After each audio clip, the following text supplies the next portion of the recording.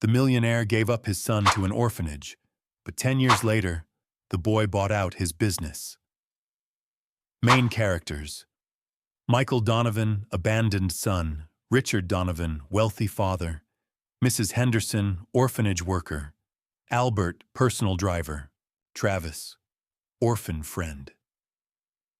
"I'm sorry, Michael," Richard Donovan said, trying to steady his voice as he looked down at his 10-year-old son. They were standing in a small administrative office at the Foster and Hope Children's Center in Brooklyn, New York. The walls were white but seemed to close in on Michael like a cold cage. Michael clutched his small backpack, his knuckles turning white. He had been under the impression they were going on a short trip, or maybe moving to a new place. Instead, he found himself in front of a tall desk with a frail, elderly social worker, Mrs. Henderson, who kept flashing him a polite, sympathetic smile. "Why are we here?" Michael asked, blinking rapidly. He didn't want to sound afraid, but his voice trembled as much as his hands. Richard Donovan pulled nervously at the lapel of his tailored suit. He was a man in his mid-30s, tall, with neatly combed dark hair and an air of confidence that always commanded a room. Today, though, his confidence wavered. The shallow lines on his forehead deepened as he forced a reassuring smile. "Michael," he began, I have important work to do. Business that requires me to travel across the country. It's not fair to you if you don't have someone looking after you all the time." He reached out and touched Michael's shoulder, but the boy shrugged him off. "I can take care of myself," Michael whispered. "I don't want to stay here." Richard sighed heavily, glancing at Mrs. Henderson. They had already filled out most of the paperwork. Now all he had to do was sign. The finality of it weighed on him. He realized at that moment that this step would be irreversible, though he didn't truly anticipate the future consequences. "I promise you'll be safe," Richard said quietly. "This place is good. They'll feed you. They'll make sure you go to school, and maybe you'll even get adopted by a nice family who has more time." "I don't want another family," Michael snapped, tears forming but refusing to fall. "I want my dad." "Mathilde," Henderson cleared her throat. She tried to break the tension by guiding Michael toward the hallway.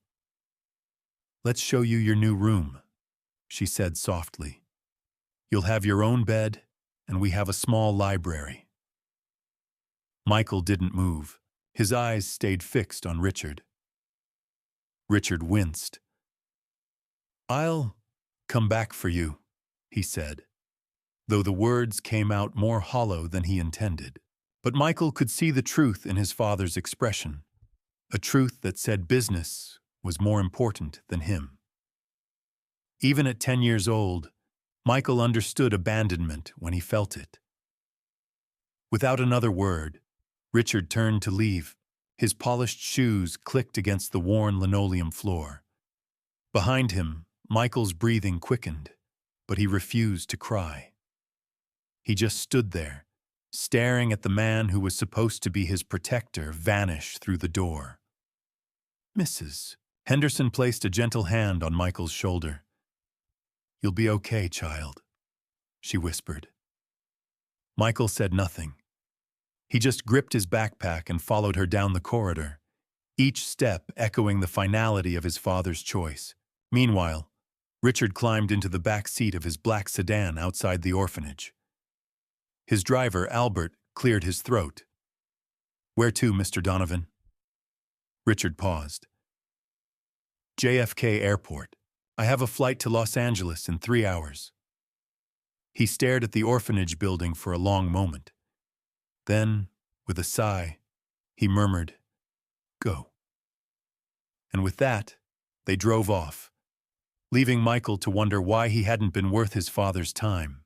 Michael's first year at the Foster and Hope Children's Center felt like a long, cold winter.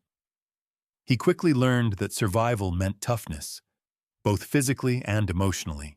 While many children just wanted to be placed in a good home, Michael held on to the faint idea that his father would come back. Every morning, he checked the entrance for a tall, dark-haired figure in a tailored suit. But the days turned into weeks, and the weeks into months. Then months bled into a year, and no one came. No father, no calls, nothing. At 11, Michael was shuffled from the main center to a smaller group home in Queens. By 12, he had accepted that his father wasn't coming back. If there was any flicker of hope left, it dwindled each time a social worker corrected him. Your father signed the paperwork to relinquish guardianship. He won't be back. Yet Michael never lost the memory of how Richard Donovan's eyes looked when he signed the papers. There was guilt, but also relief. It became the catalyst for Michael's simmering resentment. By the time he turned 13, his anger had woven itself into his spirit. He worked relentlessly on his studies, focusing especially on computers, maybe because it offered him a world where he could maintain control. One brisk afternoon, when Michael had just turned 14, he and a fellow orphan named Travis were huddled in the community lounge, tinkering with an old computer someone had donated. The device was sluggish, the hard drive nearly full of junk files, but Michael was determined to fix it. "You sure we should be messing with this?" Travis asked, peering over Michael's shoulder. "Relax," Michael said, typing in a series of commands. "I just need to format this drive and reinstall the operating system. Then we'll see if it can handle any decent software." Travis watched in amazement. "You're a genius, man. Where'd you learn all this?" Michael gave a small shrug. "Books, mostly. Some old tutorials I found."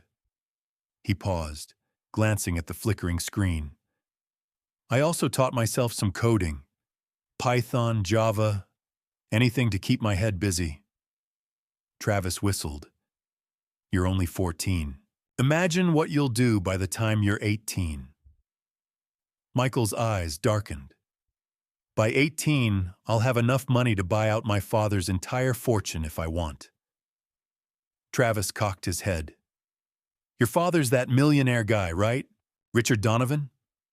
Michael nodded, but gave no further explanation. Instead, he fixed his gaze on the computer. A social worker named Ms. Campbell happened to walk by and overheard them talking about father figures. She paused, leaning into the lounge area. "Michael, do you want to talk about something?" she asked gently. He shook his head. "No, I've got things to do." She recognized his defensive tone. "All right," she said with a sigh. "Just know you can always come talk to me." But Michael didn't need consolation. He needed an outlet for his fury, and he found it in technology. With every passing day, his coding skills grew sharper. He started designing small applications, even dabbling in basic web development. His teachers took note of his exceptional talent, encouraging him to join programming contests. Yet, behind every achievement, a single burning ambition gnawed at him: revenge. Even at 14, Michael privately promised himself that one day he would stand before Richard Donovan, not as a helpless boy, but as a man who surpassed his father in every way. By age 16, Michael had been placed in a vocational high school program focusing on computer science. The new environment allowed him to thrive. He devoured programming textbooks, immersed himself in extracurricular coding clubs, and saved every penny he earned from small freelance gigs, building websites for local businesses and repairing neighbors' computers. His reputation grew. While other teenagers were hanging out at the mall or preparing for prom, Michael was writing lines of code late into the night in the small bedroom he shared with two other foster kids. He rarely socialized. After finishing his high school classes at noon, he spent afternoons attending online college lectures, refining his coding skills, and teaching himself the ins and outs of software startups. One evening, as the neon lights of Times Square flickered outside his shared apartment window, an apartment assigned by a transitional program for older teens. Michael received an email that changed his life. A venture capitalist named Jason Marshall had come across one of Michael's open-source projects on GitHub, a streamlined platform that could automate data analytics for medium-sized businesses. Impressed, Jason reached out with an invitation to discuss a potential startup.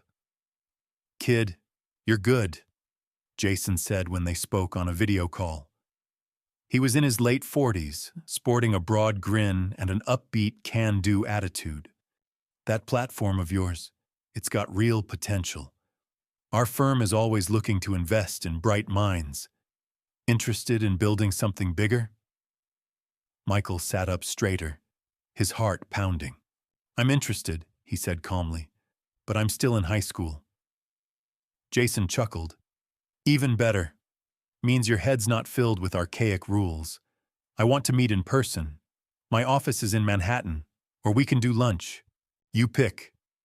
They arranged to meet at a small cafe on Fifth Avenue. Michael, wearing the nicest shirt he owned, arrived 15 minutes early. Jason showed up right on time, accompanied by an associate, Sandra, who specialized in evaluating software ventures. "Michael, my man." Jason greeted him warmly, extending his hand. "Shall we talk business?" Over a cup of black coffee, Michael explained his vision. A software-as-a-service, SaaS, platform that could simplify data analysis for companies that couldn't afford big enterprise solutions. He outlined the architecture he had already built, the cost structure, and the potential market share.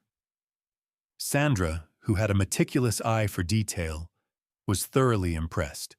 "We're talking about a future where every small or medium-sized business can outsource data analytics without needing an entire IT department," she said, tapping her pen on the cafe table. "This is huge, Jason." Michael suppressed a smile. He knew the concept was good. He had run countless prototypes on his laptop, tested the code for months, and refined every line until it ran smoothly. Jason leaned forward. "Okay, here's the deal, Michael. I invest in promising ideas all the time, but you're special.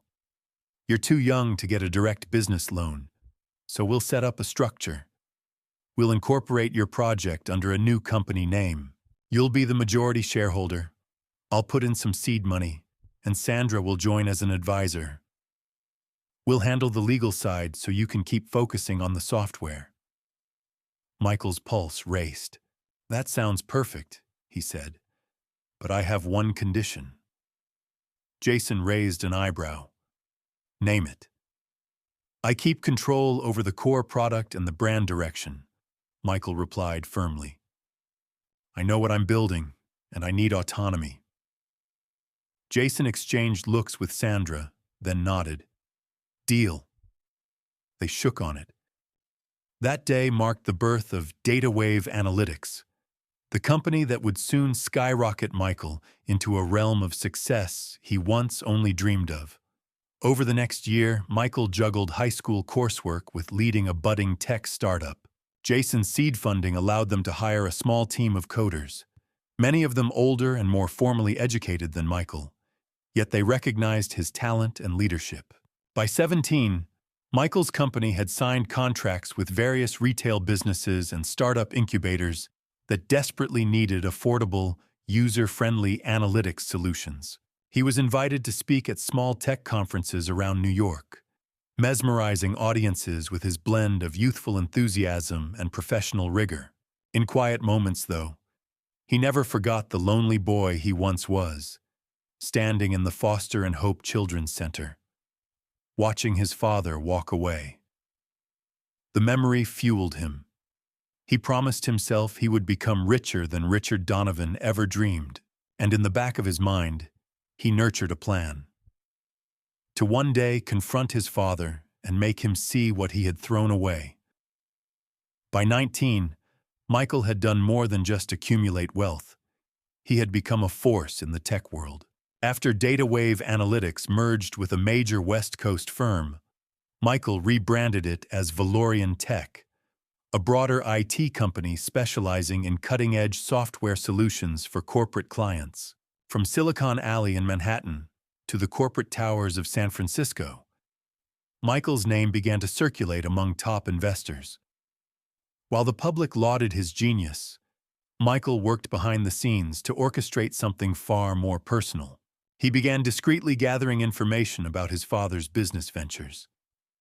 Richard Donovan had expanded his real estate holdings after the financial crisis several years back. He also owned a chain of luxury hotels, Donovan Suites, primarily stationed in California and Nevada. What Michael discovered gave him mixed emotions. His father's empire, once rumored to be unstoppable, was now struggling due to mismanagement and shifting market conditions. Donovan Suites had lost some prime properties, and Richard had been forced to sell off significant chunks of real estate. Still, Richard's brand name held enough weight to keep him afloat, if only barely. Michael hired a private investigator named Ellis to dig deeper. They met in a discreet corner of a high-end steakhouse near Central Park. "I found a few key points, Mr. Donovan," Ellis said, flipping through a folder. "Your father's luxury hotel chain is actually in a precarious financial state. He's covering some losses with short-term loans from smaller banks at high interest rates.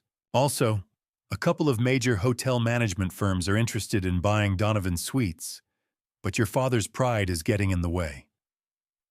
Michael listened, expressionless. "Is he personally liable for these debts?" Ellis nodded. "Some of them, yes. The banks demanded personal guarantees. One significant setback could force him to sell off everything."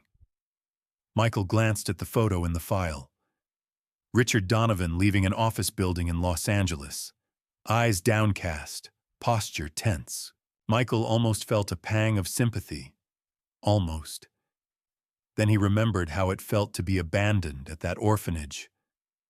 "What do you plan to do with this intel?" Ellis asked. Michael leaned back in his chair. "Just gather more. I want to understand all of his vulnerabilities." He paused for a moment, swirling his glass of water, "and set up a meeting with potential brokers who might help me acquire Donovan Suites quietly." Ellis smiled, seeing the plan unfold. "You want to buy him out?" Michael nodded. "I want him to see me face to face when he realizes that I can rescue his failing empire, or let it sink." Ellis closed the folder, a small grin forming. "I'll keep digging. Anything else?" Michael hesitated, then quietly said, "No. That's enough for now." Over the next several months, Michael's plan advanced systematically. He made sure no one suspected him of being Richard Donovan's estranged son. Thanks to Ellis's discreet maneuvers and Michael's connections in the tech and investment world, he lined up silent partners who were more than willing to lend their names and capital to the takeover attempt. In truth, Michael had far more money than he needed.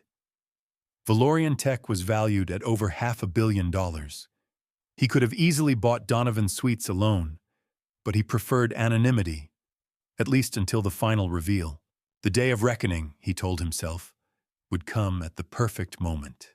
In the midst of these secretive deals, Michael often thought about whether he truly wanted vengeance or closure.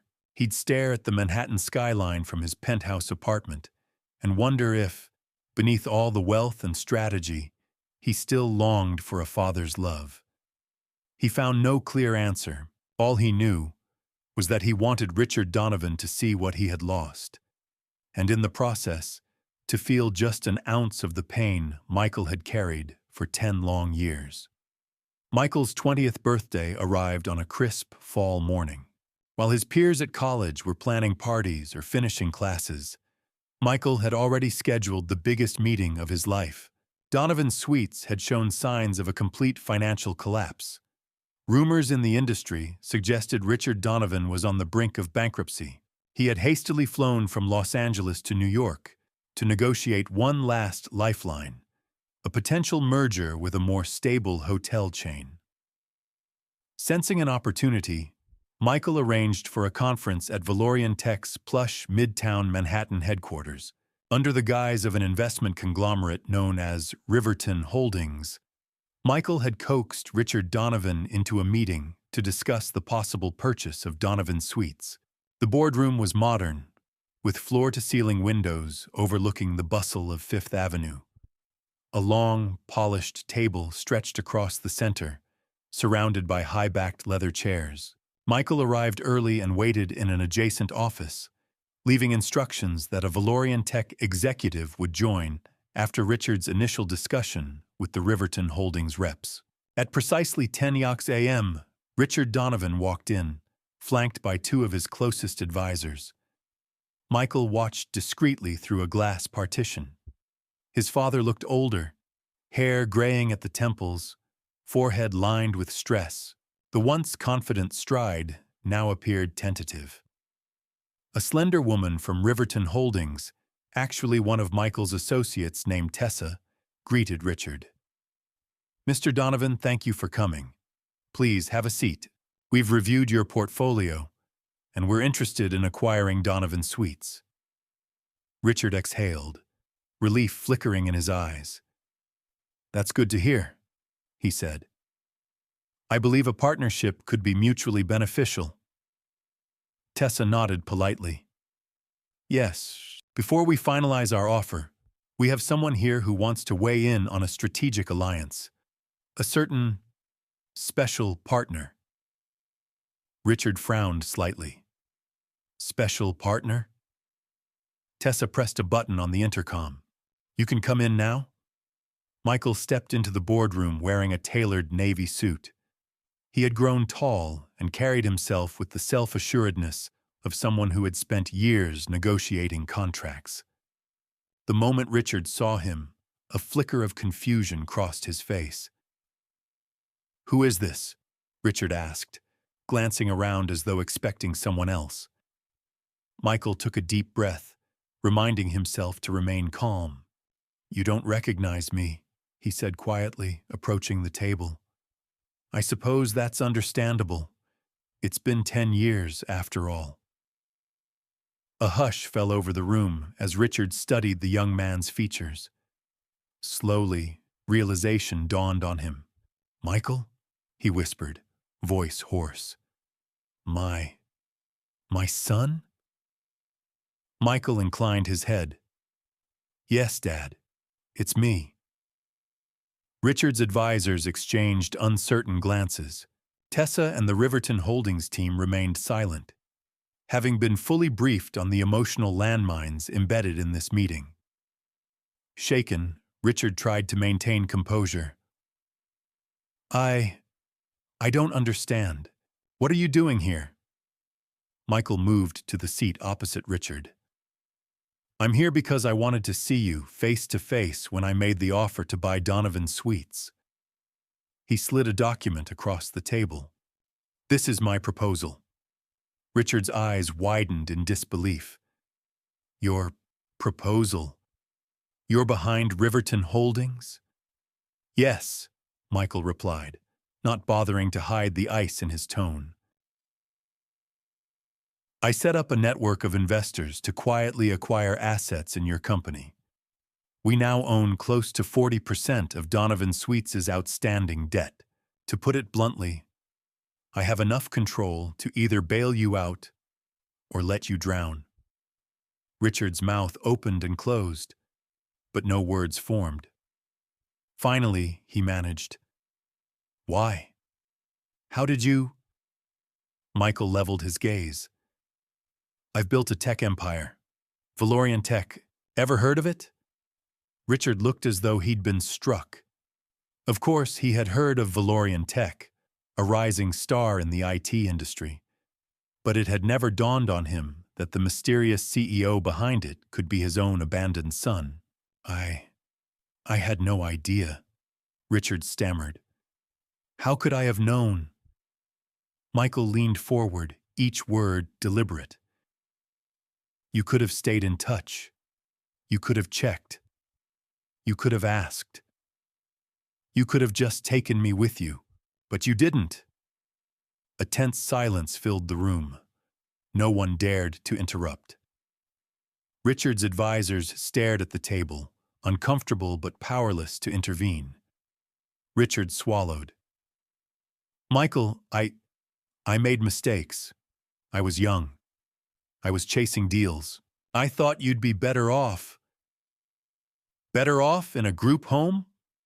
Michael snapped, his cool composure faltering for just a moment. He forced himself to breathe. I remember that day like it was yesterday. You walked away without a second glance. Now, here we are. Richard lowered his head. I'm sorry. His voice cracked. I truly am. I was so focused on building a legacy that I forgot the most important part. My own child. For a second, Michael felt his heart twist with something akin to pity. But the steel in him, hardened by a decade of resentment, remained. I didn't come here for apologies, he said, his voice level again. I'm here to finalize the acquisition of Donovan Sweets. I want full control. You and your advisors may remain in limited roles, but the chain will be a subsidiary of Valorian Tech. The Donovan name will be rebranded within a year. Richard blinked, tears threatening to form. So this is about revenge. Michael stared at the father he once idolized. Partly, and partly about showing you what you lost. I want you to watch me do better with your company than you ever did. I want you to see the kind of son you threw away. Richard's gaze fell to the table. He knew he had no other options. His empire was collapsing. Michael's terms might be the only thing preventing complete financial ruin. Taking a shaky breath, Richard picked up a pen. If I sign this, he said quietly, you'll own everything. Michael nodded. Yes. Richard hesitated, then scribbled his signature on the dotted line. With that single motion, he relinquished control of Donovan Sweets to the son he had abandoned a decade ago. A hush lingered in the air. Tessa discreetly collected the paperwork, while Richard's advisors offered resigned nods. Finally, Richard looked up at Michael. Son, I know you hate me, he said softly. I'm not asking for forgiveness, but if there's any way. Michael rose from his chair. If you want to talk, we can eventually. But right now, I have a company to run, and I have a father who taught me a very important lesson. Never let anyone get in the way of your success. Richard looked stricken, but he nodded. I understand. Michael gave a curt nod. Meeting adjourned. The group filed out of the boardroom one by one. Eventually, only Michael and Richard remained. For a long moment, neither spoke. Michael glanced at the man who had once been the giant in his small world. Now that man looked frail and uncertain. Michael, Richard began, his voice faint. Whatever you think of me, I'm proud of what you've achieved. Michael's expression flickered with conflicting emotions. You had no part in it. I made it on my own. He turned away, adding quietly, but thanks. With that, Michael left the room. Richard remained behind, staring out the floor-to-ceiling windows at the city. A sense of loss washed over him. He had built an empire, only to lose the one person who might have inherited it willingly, if he had only given that boy his time and love. That evening, Michael stood alone in his office, high above the bustling New York streets. The city lights twinkled like stars fallen to earth. The acquisition was done. He was officially in control of Donovan Sweets. He should have felt triumphant, yet a hollow emptiness settled in his chest. He recalled the moment Richard signed the papers. The older man's hands trembled, and there was a look of profound regret in his eyes. Part of Michael wondered if the victory was worth it. Another part knew it was exactly what he had yearned for. Proof that he was more than just an afterthought. Flipping open his laptop, Michael scrolled through the news headlines. Young tech mogul buys struggling hotel chain. Valorian Tech CEO shocks real estate world, and so on. He closed the browser. For a moment, he considered picking up the phone to call Richard, but he couldn't bring himself to do it. That conversation, if it ever happened, would require more than just anger or apologies. It would demand a vulnerability Michael wasn't ready to show. Days turned into weeks, and the rebranding of Donovan Suites began. With Michael overseeing